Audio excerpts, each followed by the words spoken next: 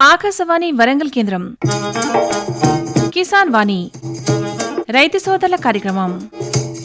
ఈ కార్యక్రమాన్ని మీకు సమర్పిస్తున్నవారు కేంద్ర వ్యవసాయ మరియు రైతు సంక్షేమ మంత్రిత్వ శాఖ, భారత ప్రభుత్వం.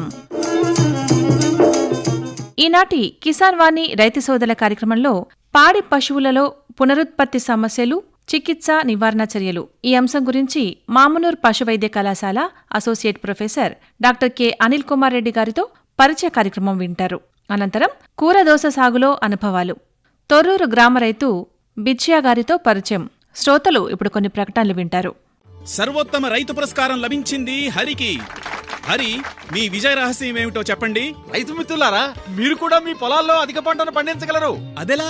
ఎప్పుడు ఏ సమస్య వచ్చినా వెంటనే కలపండి ఈ నెంబరు 1800-180-1551. ఇది ఎవరి నంబర్ బాబు?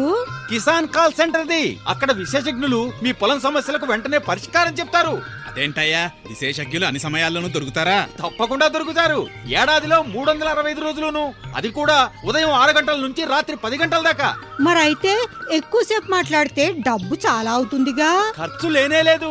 మొబైల్ పై గానీ ఇతర ఫోన్ తో కానీ కిసాన్ కాల్ సెంటర్ కి ఉచితంగా కాల్ చేయవచ్చు. సలహాకి కూడా ఖర్చుండదు. నిజంగా?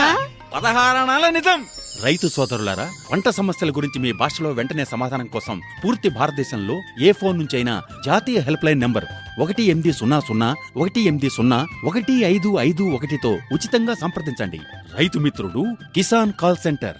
ఇప్పుడు వినండి, పాడి పశువులలో పునరుత్పత్తి సమస్యలు, చికిత్స, నివారణ చర్యలు ఈ అంశం గురించి మామనూర్ పశువైద్య కళాశాల associate professor doctor K Anil Kumar Reddy గారితో పరిచయ కార్యక్రమం. పరిచయకర్త పి ఎల్లయ్య గారు. ఈరోజు పాడి పశువులలో పునరుత్పత్తి సమస్యలు, చికిత్స, అలాగే నివారణ చర్యలు ఈ అంశం గురించి వివరించడానికి doctor K Anil Kumar Reddy, veterinary కళాశాల అసోసియేట్ ప్రొఫెసర్ వారు మన స్టూడియోకు వచ్చేశారు. వారికి స్వాగతం పలుకుతూ, సార్ నమస్తే. నమస్కారం సార్. చెప్పండి, పాడి పశువులలో పునరుత్పత్తి సమస్యల యొక్క ప్రాముఖ్యత ఏమిటి?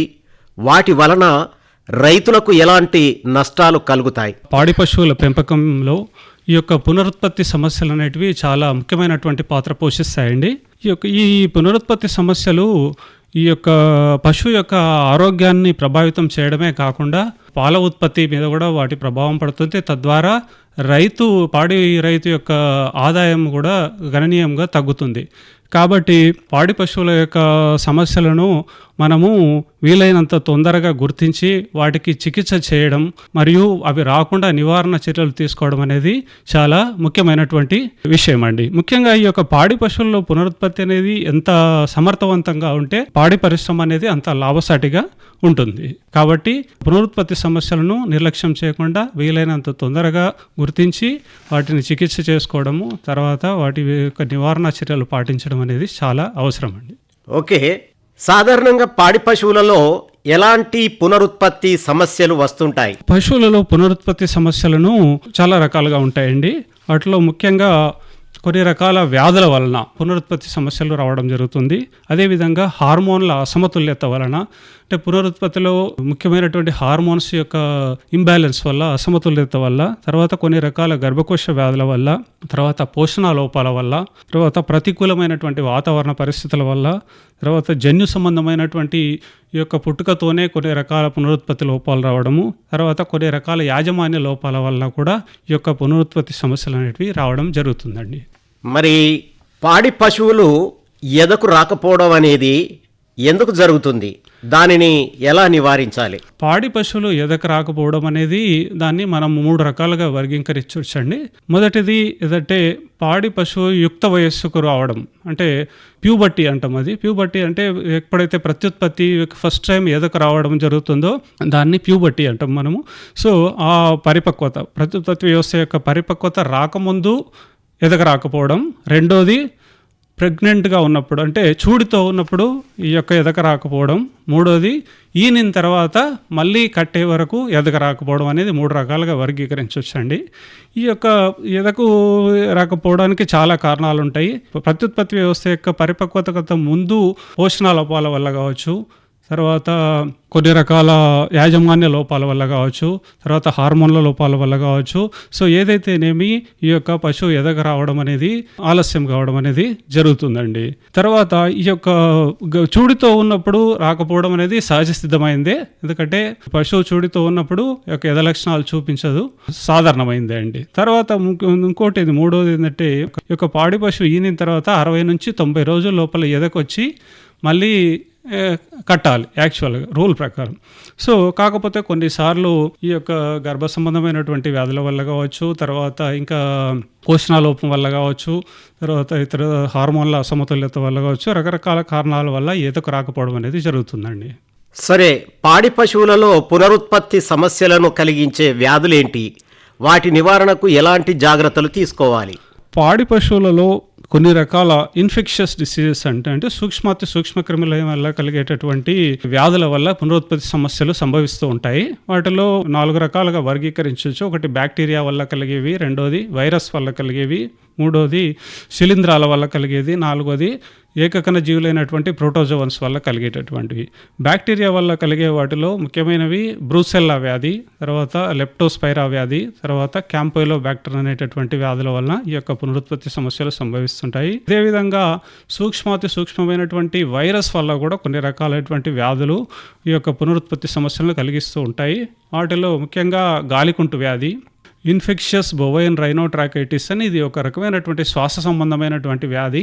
కాకపోతే ఇది పునరుత్పత్తి వ్యవస్థ మీద కూడా ప్రభావం చూపించడం జరుగుతుంది. తర్వాత ఇంకోటి బొవైన్ వైరల్ డిసీజ్ అని, ఇది కూడా ఒక వైరస్ వల్ల కలిగేటటువంటి వ్యాధి. దీంట్లో కూడా పునరుత్పత్తి అనేది మనకు సమస్యలు అనేవి రావడం అనేది జరుగుతుంది. తర్వాత శిలీంధ్రాల వల్ల కలిగే వాటిలో ముఖ్యంగా మైకోప్లాస్మా మరియు క్లమిడియా అనేటటువంటి యొక్క శిలీంధ్రాల వల్ల ఈ యొక్క ప్రత్యుత్పత్తి సమస్యలు సంభవిస్తూ ఉంటాయి. తర్వాత ట్రైకోమోనియాసిస్ అనేటటువంటి ప్రోటోజోవా ఏకకణ జీవుల వల్ల కూడా ఈ రకమైనటువంటి వ్యాధుల వల్ల ఈ యొక్క పునరుత్పత్తి సమస్యలు సంభవిస్తుంటాయి. ముఖ్యంగా ఈ యొక్క వ్యాధుల వల్ల వచ్చేటటువంటి సమస్యలు ఏంటి అంటే అబార్షన్స్ కావడము, తర్వాత పశువు ఈనలేకపోవడం, డిస్టోకే అంటారు, అంటే ఈ యొక్క ఈనేటప్పుడు ఇబ్బంది పడడం, ఈనిన తర్వాత కూడా ఏదో మళ్ళీ కట్టడం ఆలస్యం కావడం, ఇటువంటి సమస్యలన్నీ ఈ యొక్క అంటువ్యాధుల వల్ల సంభవిస్తుంటాయండి. ఓకే, హార్మోన్ల అసమతుల్యత వలన పశువులలో వచ్చే పునరుత్పత్తి సమస్యలు ఏంటి?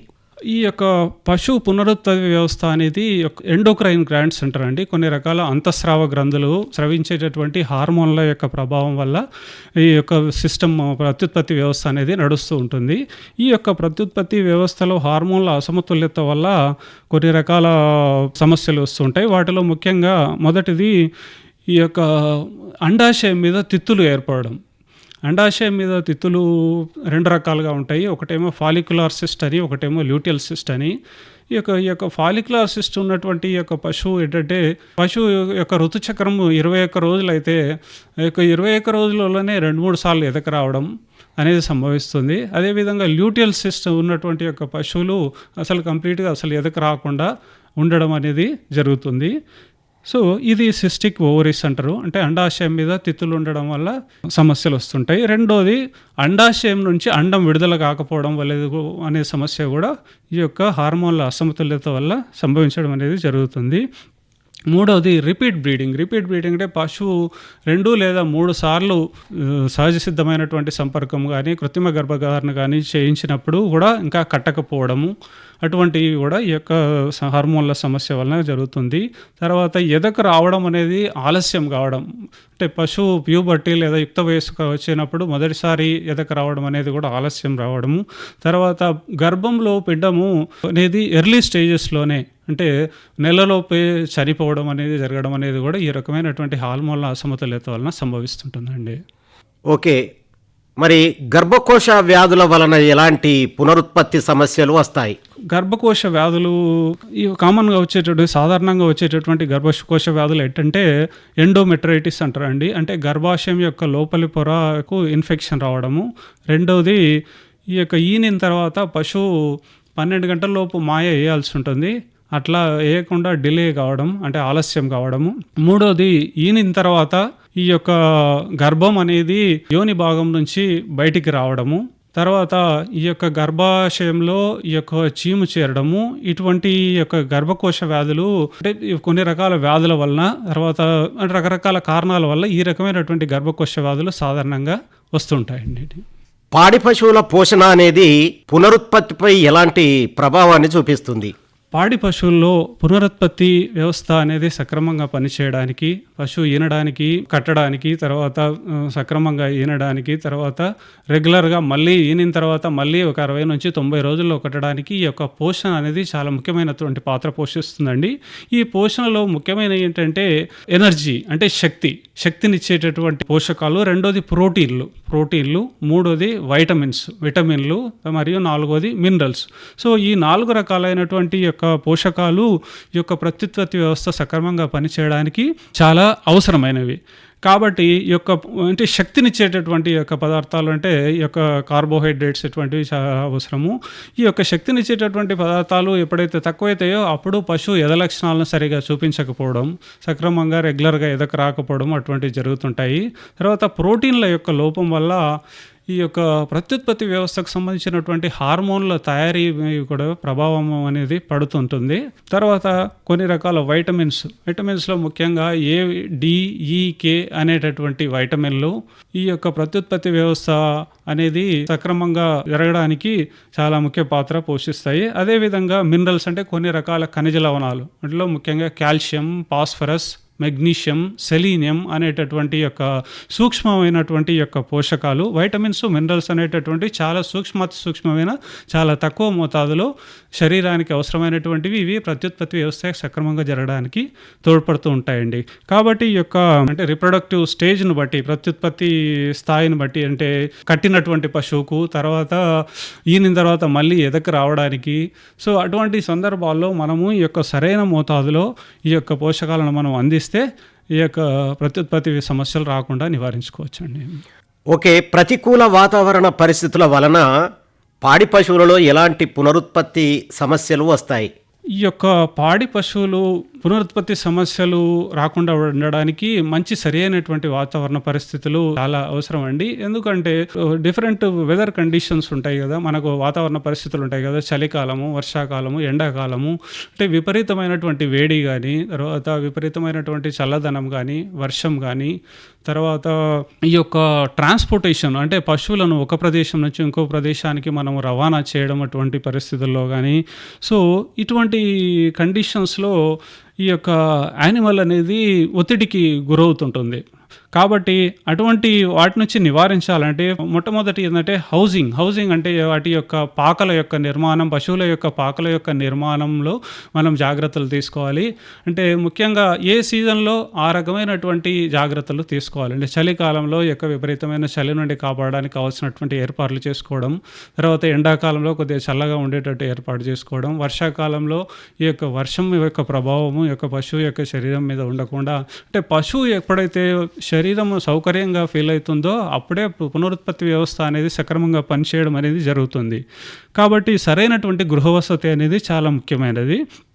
అదేవిధంగా ఈ యొక్క విపరీతమైనటువంటి వాతావరణ పరిస్థితుల వల్ల కూడా పశువు ఎదకు రావడము ఆలస్యం కావడము, తర్వాత ఈనిన తర్వాత కట్టడము ఆలస్యం కావడము, తర్వాత ఎద లక్షణాలను సరిగా చూపించకపోవడము, తర్వాత ఈ ఋతుచక్రం కూడా కొంచెం ఇర్రెగ్యులర్గా జరగడం అనేది సంభవిస్తుంది. కాబట్టి వాటి యొక్క పశువును ప్రతికూల వాతావరణ పరిస్థితుల నుంచి కాపాడితే మనము ఈ యొక్క పునరుత్పత్తి సమస్యలను కొంతవరకు నివారించుకోవచ్చు. ఓకే, చాలా సంతోషం. పాడి పశువులలో పునరుత్పత్తి సమస్యలు, చికిత్స, అలాగే నివారణ చర్యలు, ఈ అంశం మీద చాలా చక్కటి సమాచారం అందించారు. ఈ కార్యక్రమంలో పాల్గొని విలువైనటువంటి సమాచారాన్ని అందించినందుకు మీకు ఆకాశవాణి తరపున అలాగే కిసాన్ వాణి తరపున కృతజ్ఞతలు తెలియజేస్తున్నాం. డాక్టర్ కె అనిల్ కుమార్ రెడ్డి గారు, నమస్కారం సార్. ఓకే, నమస్కారం. ఇంతవరకు శ్రోతలు పాడి పశువులలో పునరుత్పత్తి సమస్యలు, చికిత్స, నివారణ చర్యలు ఈ అంశం గురించి మామునూర్ పశు వైద్య కళాశాల associate professor doctor K Anil Kumar Reddy గారితో పరిచయ కార్యక్రమం విన్నారు. పరిచయకర్త పి ఎల్లయ్య గారు. శ్రోతలు ఇప్పుడు కొన్ని ప్రకటనలు వింటారు. ప్రధానమంత్రి కిసాన్ సమ్మాన్ నిధి ఈ పథకం కింద 2 హెక్టార్ల వరకు పొలం కలిగిన రైతుల కుటుంబాలకు ఏడాదికి 6,000 రూపాయలు చెల్లించడం జరుగుతుంది. అది అర్హత గల రైతులకు 2,000 రూపాయల చొప్పున 3 వాయిదాల్లో నేరుగా వారి ఖాతాల్లో జమ చేయబడుతుంది. ఈ సన్న చిన్నకారు రైతుల కుటుంబాలను రాష్ట్ర ప్రభుత్వాలు ఎంపిక చేస్తున్నాయి. ఈ పథకం యొక్క పూర్తి ఖర్చును భారత ప్రభుత్వం భరిస్తోంది. ప్రధానమంత్రి కిసాన్ సమ్మాన్ నిధి రైతుల వ్యవసాయానికి సరికొత్త గౌరవం. వ్యవసాయ మరియు రైతు సంక్షేమ మంత్రిత్వ శాఖ, భారత ప్రభుత్వం ద్వారా జనహితార్థం జారీ. ఇప్పుడు వినండి కూరదోస సాగులో అనుభవాలు. తొర్రూరు గ్రామ రైతు బిచ్యా గారితో పరిచయ కార్యక్రమం. పరిచయకర్త పి. ఎల్లయ్య గారు. ఈరోజు తొర్రూరు గ్రామంలో ఉన్నాం. ఈ గ్రామంలో మరి కూరగాయల పంటగా దోసకాయ సాగు చేస్తున్నటువంటి రైతు బిచ్యా మనకు అందుబాటులో ఉన్నారు. మరి ఆయనను ఈ దోస పంట ఎలా పండిస్తున్నారు అనేటువంటి విషయాలను అతని యొక్క అనుభవాన్ని అడిగి తెలుసుకుందాం. నమస్తే బిచ్యా గారు. నమస్తే. మీరు ఇక్కడ మంచిగా చాలా వరకు దాదాపుగా మనకు చేను చాలా చక్కగా కనిపిస్తుంది, దోసకాయ చేను. ఎన్ని ఎకరాలు ఈ దోసకాయ వేశారు? ఈ 3 ఎకరాలు దోసకాయ వేసాము. 3 ఎకరాలు. 3 ఎకరాలు. ఇప్పుడు దానికి ఇంకా ఇతర పంటలు ఏమన్నా? ఇప్పుడు ఇతర పంటలు కూడా ఇది బోను, పుచ్చకాయ, ఈ మొక్కజొన్నలు ఇవన్నీ పండిస్తాం. వీటిలో మీకు అనుభవం? ఇప్పుడు ఈ దోసకాయలనే అనుభవం ఉంది. మొదటి నుంచి చెప్పండి, ఎట్లా పండిస్తున్నారు దీన్ని? ఈ ట్రాక్టర్తోని దున్నియాలి. ఎప్పుడు దున్నియాలి? ఇప్పుడు వానాకాలం అప్పుడు. ఇప్పుడు ఏమైనా గడ్డి గిట్ట ఉంటే దానికి గడ్డి మందు కొట్టాలి. ఆ గడ్డి మొలక మొత్తం లేకుండా చచ్చిపోద్ది. అంటే కలుపు తీయాలి? తీసుడు లేదు, మందు కొట్టుడే. కలుపు మందు. ఇక గడ్డి మందు అంటే అది లేతగా ఉన్నప్పుడు కొడితే మొత్తం చచ్చిపోద్ది. ఇక చచ్చిపోయిన తర్వాత మన గడ్డలు గుంజిచ్చి టాడతో గడ్డల మీద పెట్టాలి. దానికి ఏం చేయాలంటే డిప్పు పైపులు పెట్టాలి, నీళ్లు కట్టాలి. ఇక ఒక పాలి మన ఈ దుంకి పిండి కానీ, యూరియా డిఏపి కానీ, 20 కానీ ఒక బారి 2 మాట వేయాలి చిన్న మొలకలు ఉన్నప్పుడు. ఇక తర్వాత ఇక ఏం చేయాలంటే మొలకలు లేచినాక దానికి పురుగు మందు కొట్టాలి 2 మాటల. అది పూత వచ్చే మందు ఒకటి కొట్టాలి. అట్లా కాకుండా మీకు తెలిసినటువంటి మీ అనుభవాన్ని చెప్పండి. ముందుగా మీరు ఏం చేసినారంటే దీన్ని విత్తనాలు ఎక్కడ నుంచి? ఈ విత్తనాలు మన విజయవాడ కానీ, హన్మకొండ కానీ, ఇప్పుడు ఎక్కడన్నా దోసకాయ, పప్పు దోసకాయ విత్తనాలు అంటే షాపుల్లో దొరుకుతుంది. షాపుల్లో తెచ్చి మనం ఇక గడ్డలు తీసి కూలీలో పెట్టి ఇక విత్తనాలు హన్మకొండల నుంచి తీసుకొచ్చిండ్రు. ఓకే, తీసుకొచ్చిన తర్వాత ఆ విత్తనాలను ఎట్లా నాటారు? బోజలు చేసి ఆ బోజల మీద బోధలు చేసి గట్లు చేసి బోధల మీద కూలీలో పెట్టి జానెడు కొట్టి నాటాలి. ఒక్కొక్క గింజ అంటే జానెడు దూరానికి ఒకటి నాటాలి. నాటిన తర్వాత ఈ మొత్తం నాటుడు అయిపోయినాక నీళ్ళు ఇడిచిపెట్టాలి. ఇప్పుడు ఆ డిప్ పైపులకు మనం నీళ్లు ఆన్ చేస్తే ఆడో చుక్క పడుకుంటుంటే మొలుతాయి. డ్రిప్ ద్వారా డ్రిప్ ఇరిగేషన్ ద్వారా చేస్తున్నాం. అయితే మరి ఈ జానెడు నాటిన తర్వాత ఎన్ని రోజులకు ఇది మొలకెత్తుతుంది? ఇప్పుడు 8 రోజులకు మొలక బయటికి వస్తుంది. 8-10 రోజులకు మొలక మనకు అవుపడుతుంది. 8 రోజులకు నామ చేస్తుంది. 10 రోజుల లోపల మనకు ఇంత మొలక అవుపడుతుంది, బయటికి కనిపిస్తుంది. ఆ మొలక వచ్చినాక కూడా మన పచ్చ పురుగు ఉంటుంది. ఆ పురుగు తినకుండా తిరిగి చూసుకోవాలి. ఆ మొలకను కొట్టేస్తుంది. అంటే ఈ మొలక దశలో ఈ పచ్చ పురుగు ఆశించే అవకాశం ఉంటుంది. పచ్చ పురుగు తినే అవకాశం ఉంటుంది. ఇప్పుడు దాన్ని మనం మనుషులు తిరిగి చూసుకోవాలి. చూసుకున్న తర్వాత ఏమన్నా ఒక్కటి అవ్వబడ్డది అనుకో పురుగు ఆ మొలక మీద, అయితే దానికి ఇక అంతటా ఉన్నట్టే. ఇప్పుడు ఏమన్నా ఒక కర్ర మొలక మీద అవ్వబడ్డా ఇప్పుడు దానికి మనం పురుగు మందు కొడితే చచ్చిపోద్ది. చచ్చిపోయిన తర్వాత మళ్ళీ 10 వారం రోజులకు మళ్ళా చూసుకుంటా మళ్ళా కొట్టాలి. కొట్టినాక ఇక తీగలు పారుతుంది. తీగలు పారినాక పూత వచ్చే మందు కొట్టాలి. ఇక పూత కాత వచ్చే మందు కొడితే రావడానికి మందు ఉంటుందా? పూత రాదా? దానికి ఇప్పుడు గడ్డి మందుకు గడ్డి చేస్తుంది. ఇప్పుడు ఈ మొలకకు పురుగు చేస్తుంది. ఇప్పుడు ఈ పూత వచ్చే మందు ఏరే ఉంటుంది. ఆ పూత వచ్చే మందు కొడితే ఈ పూత పెరుగుతుంది. పూత పెరిగిన మొత్తం గింత గింత కాయలు పడతాయి చూడు. కాయలు పడ్డాక మళ్ళీ దానికి ఓ డిప్పులో ఒక రకాన మన ఎర్రంగా జాజువలుగానే మందు ఉంటుంది. ఆ మందును ఎక్కియాలి. ఎక్కిస్తే అది కాయ దొడ్డు అయ్యిద్ది, పండు పారుతుంది. ఇప్పుడు దానికి తెంపి మనం చేసి అది అమ్ముకోవచ్చు.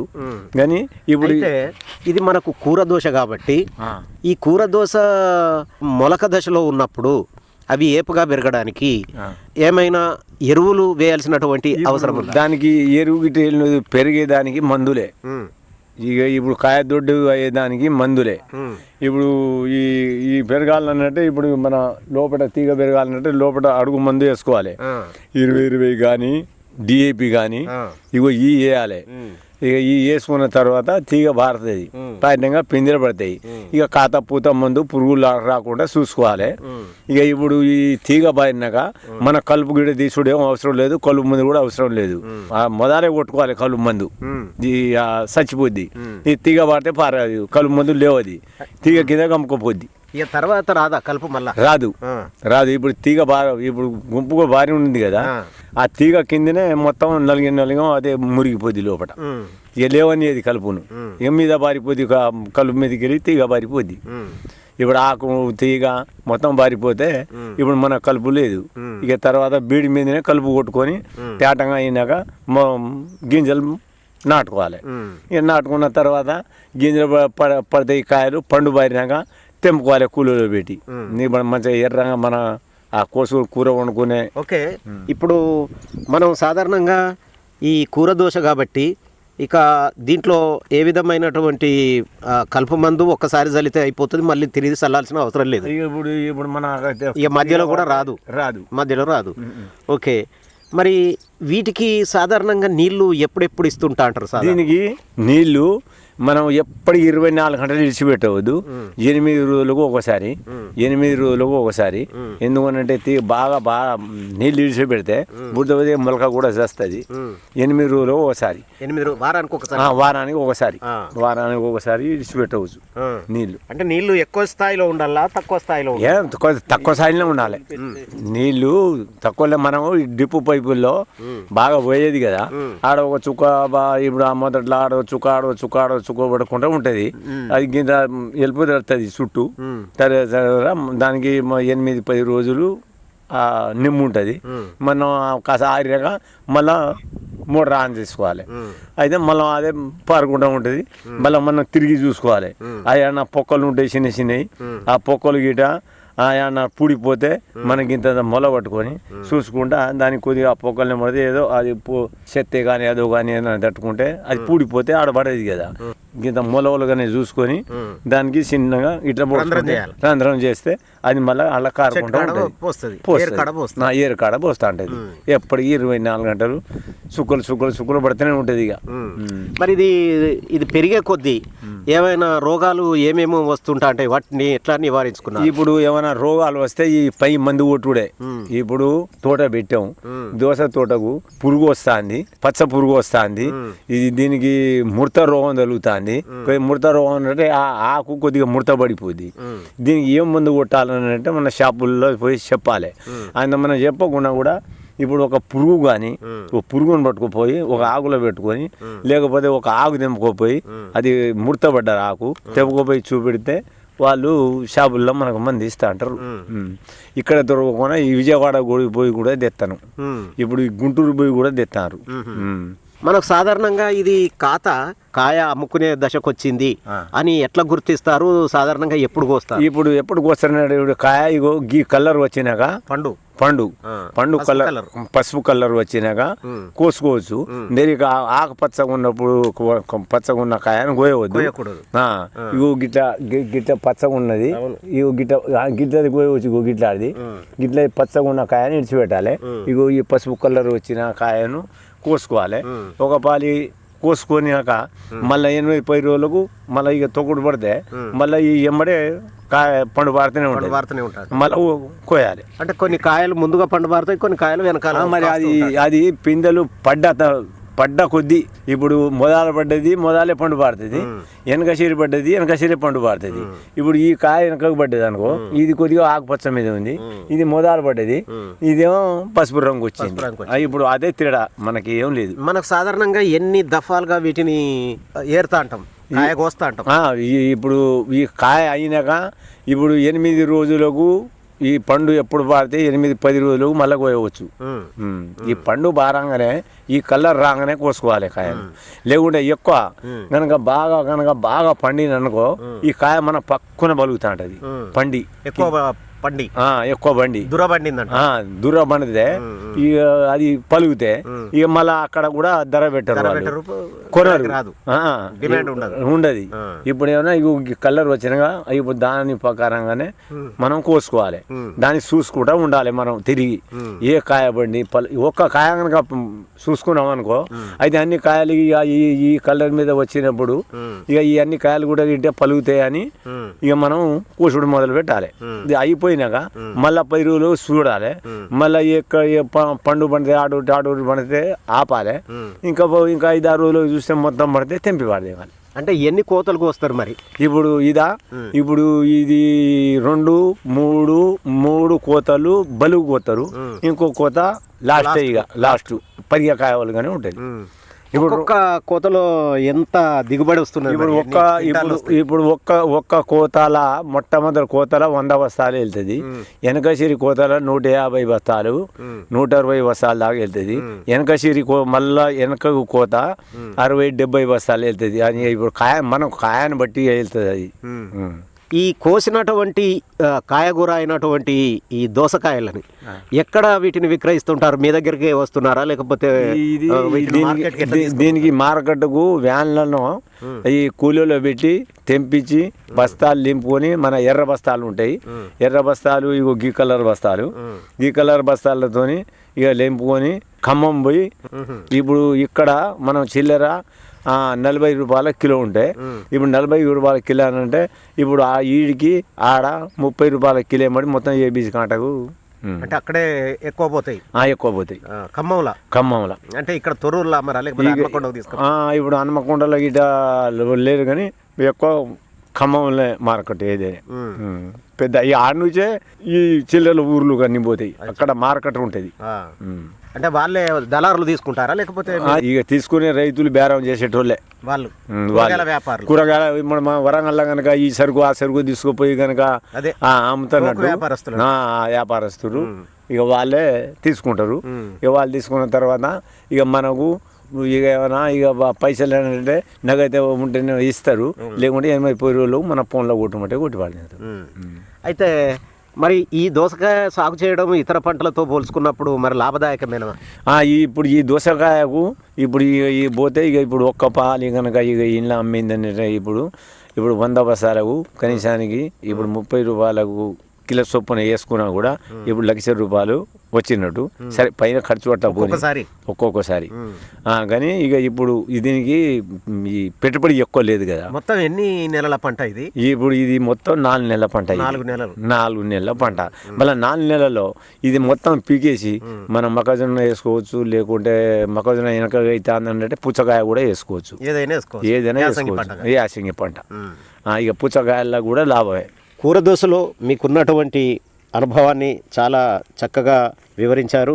ఈ కార్యక్రమంలో పాల్గొని విలువైనటువంటి సమాచారాన్ని అందించినందుకు మీకు ఆకాశవాణి తరపున అలాగే కిసాన్ వాణి తరపున కృతజ్ఞతలు తెలియజేస్తున్నాం. బీచా గారు నమస్కారం. నమస్కారం.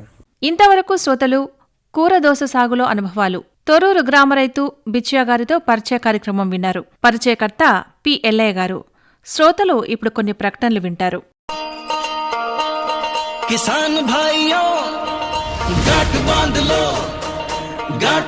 लो बहुत है काम की समृद्धि के पैगाम की। मिट्टी के मिजाज को समझो, मिट्टी के हर राज को समझो, मिट्टी की तुम जांच कराओ, मुफ्त सॉइल हेल्थ कार्ड ले जाओ। अभी मुनासिब बीज लगाओ, सही किस्म की खाद ले आओ, जितनी जरूरी उतनी डालो, सही मात्रा खुद पहचानो, इसको अपना मंत्र बना लो, मिट्टी की सेहत तो जानो।